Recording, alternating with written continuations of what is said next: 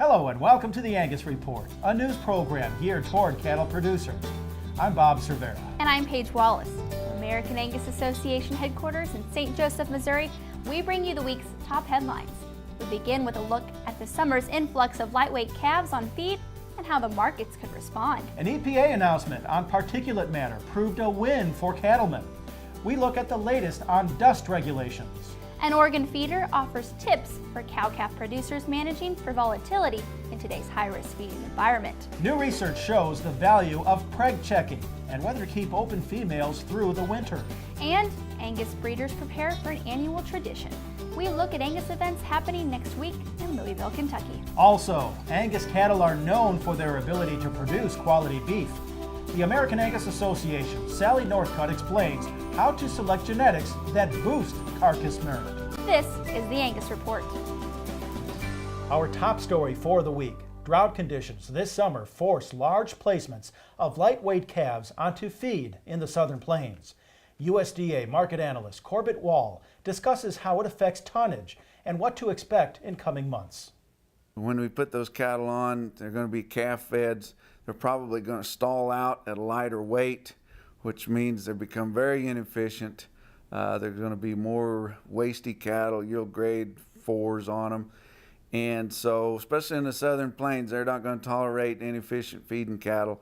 And so they will probably end up marketing a lot of those cattle at lighter weights, which is going to have an effect on the tonnage of the cattle that we have, coming out right there. And these cattle are going to be hitting from any time from the late this year, probably from the first of the year up until the full part of spring. Everything fundamentally right now does look fairly bullish for the cattle market.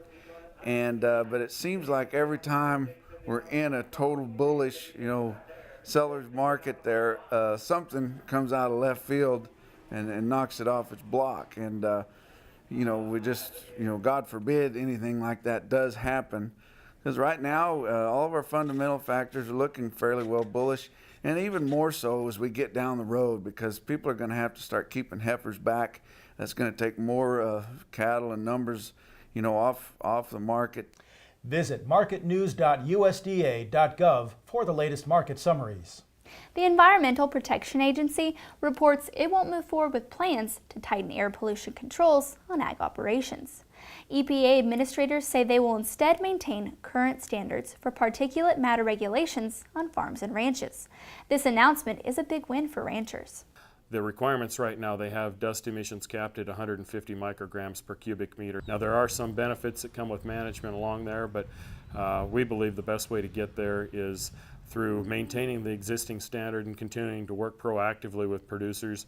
Right now, folks on a daily basis are trying to do things to mitigate and minimize dust emissions. So we want to be a good neighbor. We breathe the same air that everybody else does, but we also understand and realize we've got to be able to make a living. According to the EPA, the current standard will remain in place for at least 5 years. Volatility is the name of the game in today's cattle business. Managing that risk is imperative for cow-calf producers sending cattle to the feed yard. Feeder Ron Rowan of Beef Northwest says cattlemen can use today's market signals to develop sound strategies for calves on feed. The market today is more volatile than it's been, since 2008. 2008 was more volatile than it had ever been. We were just looking at cash flow requirements for a feeding company. It takes about 35% more cash to operate a business today than it did just a year and a half ago. So if you're a cow-calf person looking at calves this fall, we need to look out ahead at the June fat market of 2012. We need to look at March feeders of 2012 and determine values for those cattle that are going to be coming this fall, and then figuring out the best marketing alternative for those calves based on today's market. University specialists have been touting the benefits of preg-checking for years, but new research from North Dakota State University puts a number to the practice of regularly checking females for pregnancy. As researchers suggest, preg-checking by early November could have significant impacts on your bottom line. From 93 to 2010, there were only 2 years when it was actually more profitable for a person to feed those cows all the way through winter and sell those open cows in May compared with selling at a market low in November. It's a very good likelihood that even though your market's low in November, go ahead, get those cows sold. It's still going to be cheaper than feeding them through the winter. Angus cattlemen wanting to develop leadership skills can now apply for sponsorship to attend the Young Cattlemen's Conference. The National Cattlemen's Beef Association conducts the annual tour and leadership event that introduces participants ages 25 to 50 to different sectors of the beef industry. The Angus Foundation sponsors one participant each year.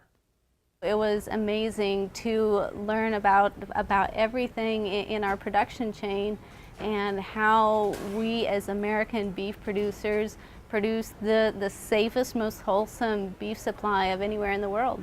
Definitely take the opportunity to apply to YCC. It is an amazing experience and one that has definitely broadened my horizons and will hopefully make me a better Angus breeder. The application deadline for the YCC is Friday, January 6th. Visit angusfoundation.org to apply. And when the Angus Report returns, health costs in the feedlot.